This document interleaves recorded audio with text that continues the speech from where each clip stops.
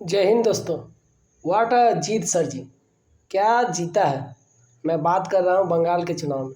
ऐसे तो 5 राज्यों में चुनाव चल रहे थे, लेकिन सारा देश का जो ध्यान था और फोकस था वो बंगाल चुनाव के ऊपर ही डिपेंड था कि वहाँ क्या हो रहा है। होना भी था क्योंकि आज 74 साल बाद बीजेपी को वहाँ अपना सरकार बनाने का मौका मिला है। तो ये जो जीत है ये मतलब ममता दीदी की ईगो और हमारे पीएम सर के विश्वास का जीत था और चुनाव था। उन्होंने तो 10 रुपये में पूरा बंगाल ही ले लिया। ठीक है, ये एक बहुत बड़ी बात है। 10 रुपये की झालमुड़ी में उन्होंने पूरा बंगाल को ही अपना ले लिया।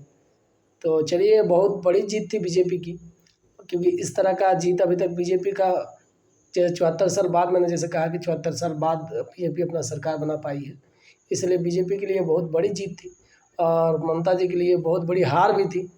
उन्हें मतलब ये स्टेटमेंट तो मतलब उनको अब मतलब ये डाइजेस्ट नहीं हो रहा होगा कि किस तरह से वो हार गई। अपनी मतलब दोनों सीट भी नहीं बचा पाए।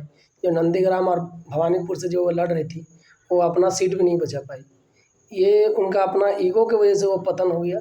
उन्हें उन्हें मतलब भरोसा था कि वो बांग्लादेशी के वोट से ही वो जीत जाएंगे, बट ऐसा नहीं। भाई, हमारे देश के लोग को भी तो कुछ सपोर्ट है आपको जिताने के लिए, तो इसीलिए आपको ऐसा तो नहीं था कभी भी कि बांग्लादेशी के वोट से ही आप जीत जाइएगा।